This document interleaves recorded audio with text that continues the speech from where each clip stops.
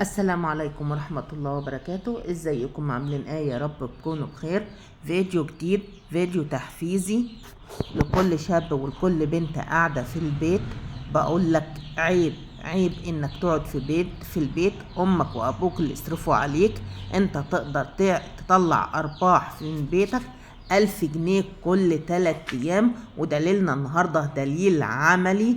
وبشكر كل اللي اشتركوا في قناتي وكل اللي فعلوا زر الجرس وكل اللي حط لايك. بس النهارده بقول لكل شاب عيب انك انت تقعد على القهوة وتستنظر ابوك ان هو يصرف عليك. يلا بينا نبدأ المشروع ونقول لكم ازاي انا بكسب 1000 جنيه كل 3 ايام بحاجة سهلة وبسيطة جدا.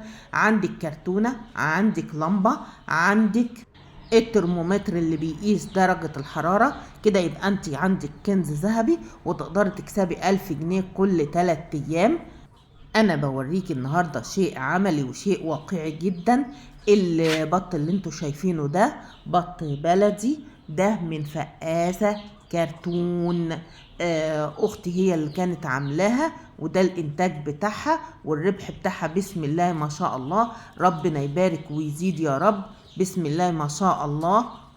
طيب هي جابت كرتونة وجابت 100 بيضة من عند حد مضمون، بسم الله ما شاء الله ربنا يبارك فيهم، وخسائر قليلة جدا جدا، وعملت هذا المشروع وربحت منهم. والبيضة طبعا بتقف بمبلغ كام؟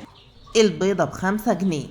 طيب يبقى البطة هتبيعيها طالعة من البيضة ب14 جنيه. ده ربح مميز جدا جدا وحاجة زي الفل. وبقول لأي شاب عيب انك انت تقعد في البيت. انت تقدر تعمل مشروعك وتقدر تكسب ذهب، بسم الله ما شاء الله. انا واخداهم النهارده منها حاجة تفرح، ما شاء الله ما شاء الله ما شاء الله. 14 بطة. بس اول ما استقبلتهم بقى لازم استقبلهم بالميه، احط عليها خل او ليمون.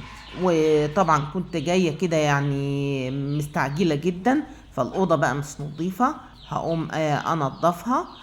ولازم استقبلهم على ده علف بقى تسمين. يعني عشان خاطر بقى مغيرين طبعا المرعى من المزرعة بتاعتهم. وهي بتستعمل فقاسة كهربائية وفقاسة كرتون، بس الفقاسة الكرتون خسائرها قليلة جدا جدا. اما الفقاسة ده هنا بقى بوريكم جوز حمام، ده انا شارياه من السوق. جوز الحمام ده تقايل واقسم بالله ب170. حاجة كده يعني فل الفل. مش من عند اختي. واللي وصل معايا لحد هنا ما ينسانيش من اللايك وشير فضلا وليس امرا. والسلام عليكم ورحمة الله وبركاته.